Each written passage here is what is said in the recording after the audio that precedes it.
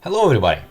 We haven't talked about dominance, status, leaders, and so on for a long time. A lot of holivars, very different points of view, and today I'll help you sort it out if you're a little confused. Let's go!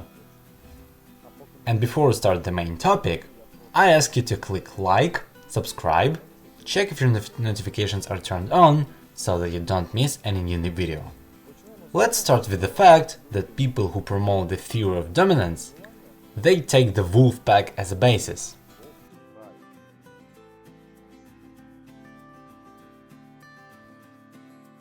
There is a clear hierarchy, and from their point of view, all wolves are constantly competing to become the leader.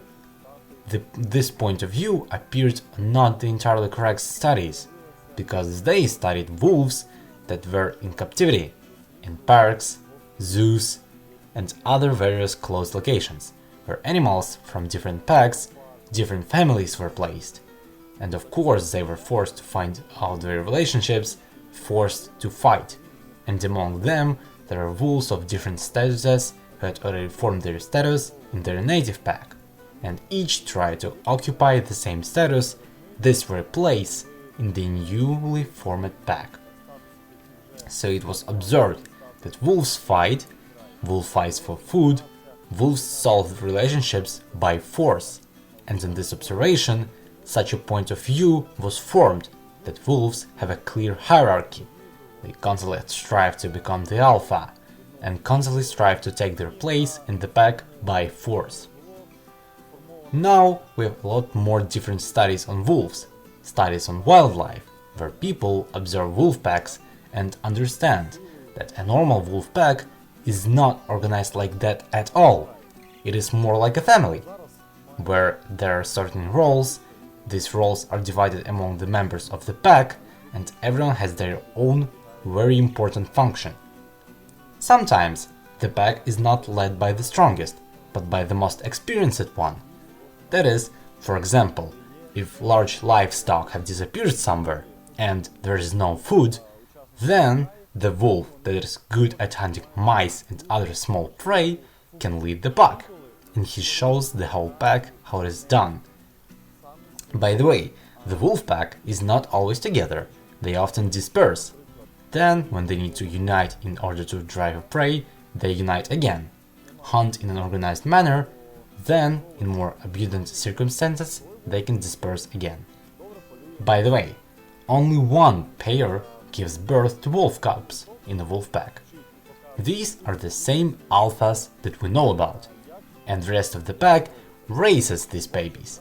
They feed them, they regurgitate meat for them, and they do not claim leadership, because this dominance can be considered innate, because they did the following experiments. They took a small wolf cub from the alpha, planted it with adult animals, and this small wolf already had all the signs of a dominant animal. That is, everyone obeyed him, everyone listened to him, everyone respected him. He ate first, although he did not prove anything to anyone by force. But this is a very complicated topic about wolves, and I strongly advise you to dive into it. It is very interesting, very diverse, and very multifaceted. How do wolves live in the different regions? How do they interact? And everything is not so clear-cut. What is alpha, beta, gamma, in other words? The steps of the hierarchy? Not at all. Everything is much more complicated and interesting. As for dogs, modern cynology believes that all dogs without exception are completely descended from wolves. Absolutely everyone. This is a proven fact. Scientists have proven it genetically. But the environment of life, food pattern of behavior, exactly how the animal eats, where it eats, exactly how it gets its food, how it mates with other animals, how it communicates, all these features tell us that a dog is not a wolf, and it is not correct to equate a dog with a wolf. In addition, in different breeds, and not only breeds but also purebred dogs, the behavior in the middle of the pack or within the breed can be radically different from each other, and it is impossible to compare all dogs to one and say that all dogs have gone from wolves. They have a request to become the most important by the force, to choose this hierarchical step, and to climb to the top to lead the pack. This is a complete myth, and we do not believe in it. It is not true at all.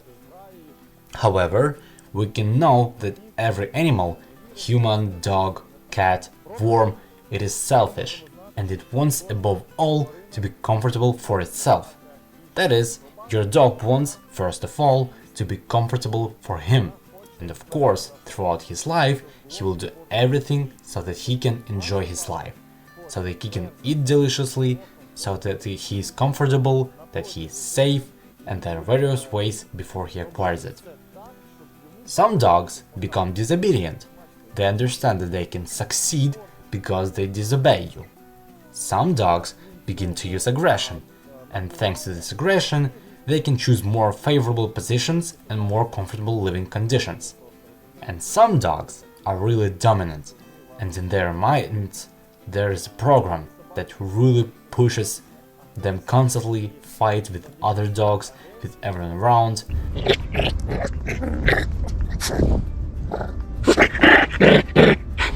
There is a certain level of aggression, there is a certain level of dominance with which we must start to develop as soon as we notice it. And all this is very interesting if you delve in it. However, if we talk about leadership and dominance, we can see that brute force can achieve anything. The fascists in concentration camps controlled the people and forced them to do the terrible things by force. You can also force your dog to obey. Anyone, you and me, can be made to do something you don't want by force.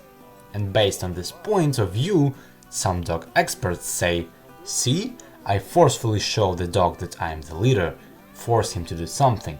This means that he sees me as a leader. This confirms the theory of dominance, hierarchy, and all it works. Yes, it works, because you force the dog. Because you show the dog that if you don't do something, you will feel bad. And if you are not yet tired of this lecture, please write in the comments that you are interested and you continue to watch until this moment. I will know that you are watching and have not switched to other videos. And we continue. As for our regular dog who got into our house, every dog is individual. There are dogs that are very fragile and gentle, and any manifestation of force directed at them can injure, close the dog in itself, and make a relationship ugly. And vice versa.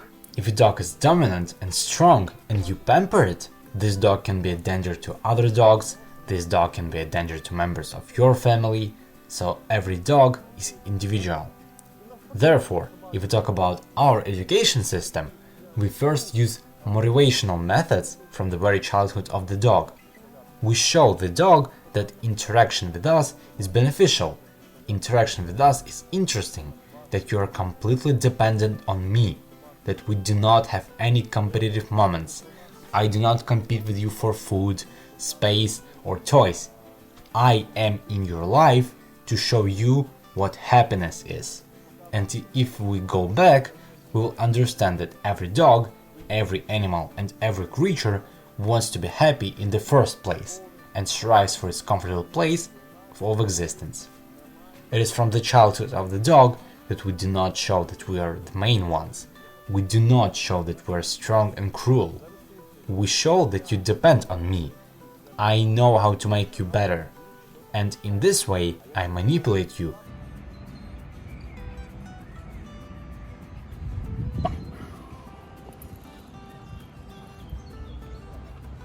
Introduce you to the whole world, show you how to do it right and how to behave right in certain situations.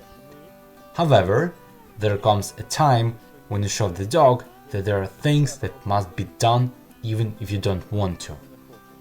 This is certain coercion, that is, we force the dog to do something, and the dog must understand that there is a system of reward and punishment, that is, like in any state.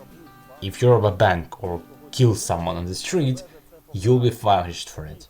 And after a certain time, we have to explain to the dog that when you do it right, we're happy with you. We give you everything, we show you everything and stuff. But if you do not obey, ignore me. If you do forbidden things, you will not like it. You will be punished. And this degree of punishment depends individually on the temperament, experience, and characteristics of your dog. That is, if it is a Maltipoo or a Poodle, it cannot be compared with strong and powerful breeds such as, say, terriers or service dogs. It's impossible to say that if you have that Poodle and he's gone all the way from wolf to what he is now, and you need to dominate him because he wants to move you and lead the pack. No, this is a complete delusion. The dog must understand that there are certain rules. The dog must understand that he depends on you, but there are certain rules, and this is where leadership begins, because you must definitely be the leader. You must be the main thing in your dog's life. You have to show the dog what and when we will do, when we will walk, when we will eat, when we will play, when we will sleep, and what will happen to you if you disobey me or ignore my comments. This is what leadership is. It should be healthy. You must be the leader. You must lead your dog's life. Without this, your dog will not obey you. But you cannot build all your relationships only on the theory of dominance and brute force and coercion. This is not the relationship you will build if you build them in this game. So, should you be the leader of your dog? Yes, of course you should be a leader. Can you force your dog to do something? Yes, in certain situations it is simply necessary. Should your relationship be based on hierarchy, coercion and force? No. In addition, there are many equal relationships that you could build with your dog.